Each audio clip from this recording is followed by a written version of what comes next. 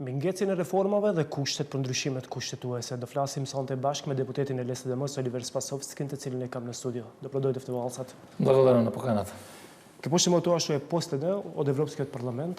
Јасна порака дека нема реформи, дека власта треба да се залага за конкретни реформи, но нема и уставни измени.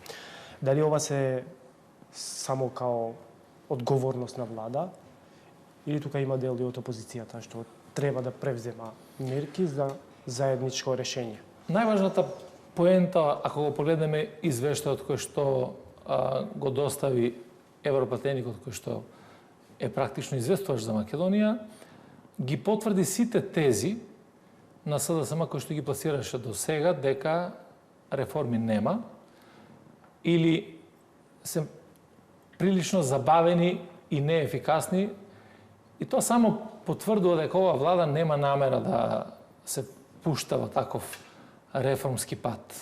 Сега, кој ќе го видиме денеска извештајот на Европската Унија, на извештувачот, и кој ќе говори дека немаме реформи во правосудството, дека извршната власт се меша многу во судската власт. Дури ги повикува отворено и сите политички партии да ги тргнат рацете од правосудството, правосудниот систем. Забелешки во работата на судскиот совет, дека таму немаме реформи со кои што ќе правиме независност, дека борбата против корупцијата и криминалот не е ефективна, ниту пак е подобрена таа борба во изминатите 2 години. Сето тоа ја демантира, ако сакате, и тезата која што ја искажа деновиве нашата председателка, дека ние евроинтеграцијата ќе ја сметаме тогаш кога ќе се реформираме што е можно повеќе. Тоа значи дека нити се работи на патот на евроинтеграциите, нити работиме на реформи внатре во системот за да го подобриме системот и животот на граѓаните. Така да, ова е само уште една потврда, би рекол уште една шлаканица за владата и за владеачките партии, за ВМРО ДПМН, за ЗНАМ и за ВЛЕН.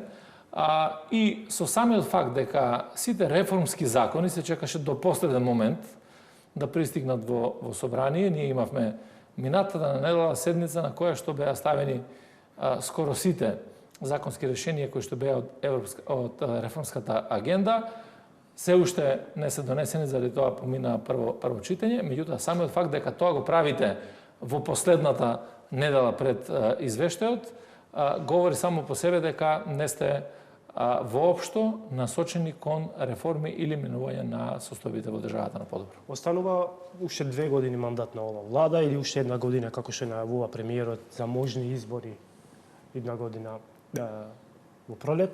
Дали ќе успее ова влада да испорача реформи, да испорача ефективна борба против организиран криминал и корупција, пошто и тоа се споменува во извештајот, и пред се да отвара устав за уставни измени? Па не знам зошто би верувале на влада или на политички партии кои што се дел од парламентарното мнозинство дека имаат намера нешто да направат повеќе од тоа што го покажа во изминатите 2 и кусур години од власт. Ако имате вие 2 години власт, ако има победа каква што ја имаат и за која што говорат дека била голема и така натаму, без да веројатно знаат дека со големата победа оди голема одговорност, меѓутоа и многу големи очекувања, и ако тие 2 години вие сте ги преспале во кабинетите во владата, тогаш немам никаква основа на што да очекувам дека нешто може да се спроведе во делот на реформската агенда. Моje лично мислење дека нема да се направи никаков чекор ниту кон европските интеграции. Така да, мислам дека ваквото однесување на владата, би рекол неодговорно кон иднината на оваа држава, ќе продолжи во натамошниот период, и мислам дека тоа е може би и причината за распишување на предвремени парламентарни избори. Јас не исклучувам тие да се одржат и до крајот на годината, имајќи во предвид какви ни се состојбите во македонското општество на економски план, каква е состојбата, ако сакате, и на политички план. Она што постојано се случува секој ден во државата е доволен показател дека работите не се движат во насока во која што очекувале граѓаните. Дали сметате дека пристапот на Скопје кон Софија не доведе до таква ситуација што е, например, на 22 јуни да имаме блокада на 3 гранични премини со европска земја, а со тоа тоа подразбира и непознавање на статут на држава од страна на организациите таму. Диалогот од самиот инцидент што се случуваше, од самата риторика на претседателката, на премиерот и на властата, се до тоа да ни се блокира пристапот кон една европска земја. Со таа голема порака. Диалогот е клучен во релаксација на состојбите и во постигнувањето на решенијата. Се што не е диалог, се што сакаме да имаме некаква дипломатија која што ќе води кон создавање на одредени проблеми, меѓусебни и така натаму, тоа може би помага на јакнење на такви националистички чувства кај граѓаните. Меѓутоа не може да донесе никакви резултати. И јас морам да кажам дека ниту однесувањето на официјална Софија не е подобра во една ваква ситуација. Затоа што без разлика кој ќе предизвика одредена акција, на тоа ќе мора да имаме секојаш реакција од другата страна. Меѓутоа, пополната позиција е тоа што Република Бугарија е дел од Европската Унија, а ние се стремиме да бидеме дел од Европската Унија. Затоа е потребна многу голема мудрост. За мене е многу важно да имаме национално единство околу овие прашања. Меѓутоа, националното единство нема кој друг да го изради освен владата. За мене е многу поважно владата да даде предлог и да рече ова е предлогот со кој што ќе можеме ние да го решаваме проблемот со Бугарија. Понатаму не очекуваме дека тоа треба да се излезе јавно, да се кажат сите ставови, предлози и така натаму. И граѓаните тоа не го очекуваат. Знаат дека во дипломатијата мора да останат и некои работи кои што не можат јавно да се кажат. Меѓутоа, мора сепак да бидете транспарентни пред граѓаните, да кажете да, ние сме започнале процес, таквиот процес очекуваме да вроди такви резултати, а на внатрешен план владата мора да покрене иницијатива ако сака да има некакво единство или обединување, национално единство околу одредени точки кои што ги има. Знаете, пред изборите, ако ги слушате ВМРО, ДПМН и Мицковски пред изборите, беа дека Преспанскиот договор не е добар, ќе го поништиме, тука е договорот со Бугарија исто не е добар и тој треба да се поништи, штетни се тие два договори, дека преговарачката рамка е лоша, дека треба да се менува и така натаму. И сега, после 2 години власт, нема ни еден чекор кој што, ако не е добар договорот, ваков како што е, треба да се поништи.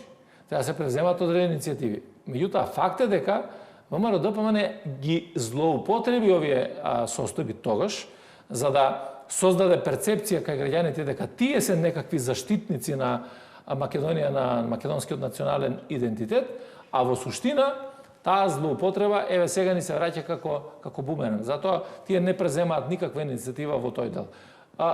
И за мене би рекол еве е разбирливо и нека биде во ред да понудат некакво решение со кое што ние ќе можеме да одиме напред. Сакам да прашам за законот за правична застапеност, моментално е во собрание во првото читање.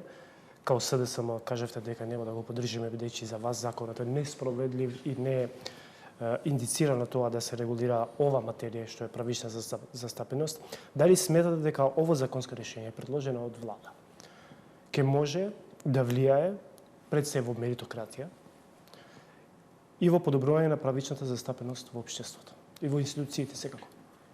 Мислам дека законските решенија кои што ги донесе ова парламентарно мнозинство до сега се решенија кои што се носат про форма.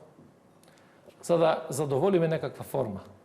За да задоволиме, не знам, реформска агенда, па ќе дојде до таму ќе запишеме дека треба да направиме нов изборен законник, ние ќе правиме некакви измени. Па ќе правиме, не знам, нов закон за влада, па ќе направиме измени, па ќе го продадеме тоа како некаква реформа и така натаму.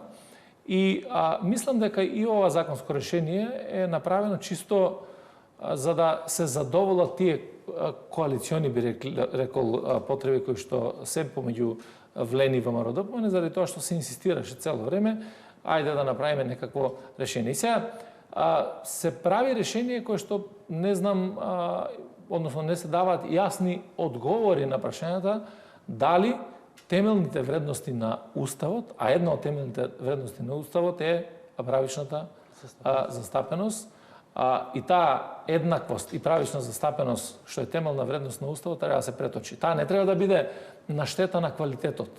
И никој во оваа држава, дали е македонец, албанец, турчин, србин, влав, бошњак, ром и така натаму, не бара да биде неквалитетен, ама да помине заради тоа што е, не знам, ром или албанец или македонец по националност.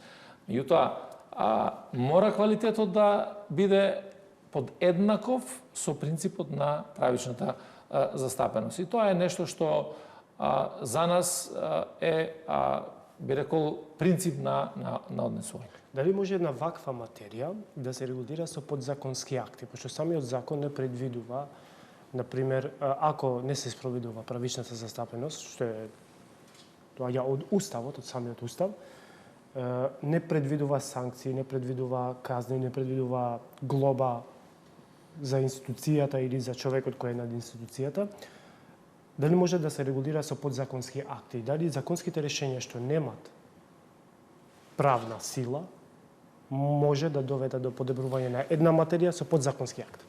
Затоа реков дека носиме законски решенија кои што се проформа, а никогаш понискиот правен акт, кој да е, не може да го субституира повисокиот правен акт. Сето тоа што не е предвидено со законот, е предвидено со Уставот, заради тоа што законите мора да бидат во согласност со Уставот. Меѓутоа, не можете тоа што не е предвидено во закон, вие да го ставите во било кој подзаконски акт и да има правна сила која што ќе го надживее, би рекол, законскиот текст. Така да, во тој правец, мислам дека треба многу сериозно да се размисли и многу сериозно и низ обсежна дебата да се донесе законското решение за правична застапеност. Затоа што не е важно само да се надпреваруваме сега или да се надпреваруваат, ако сакате, политичките субјекти во владата, дека да, ние еве сега прв пат правиме некакво законско решение кое што ќе допринесе заменување на состојбите на овој план во општеството.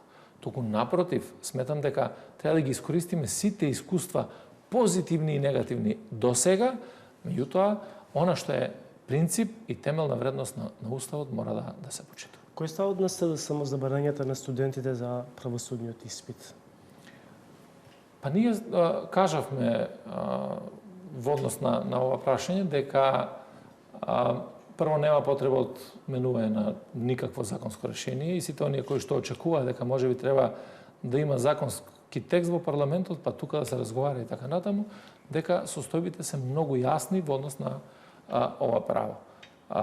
Сите оние кои што имаат право да се образуваат од основно па до високо образование на својот мајчин јазик, а при тоа и да се полагат вакви државни испити на другите јазици, вие не можете да им одземете едно такво право.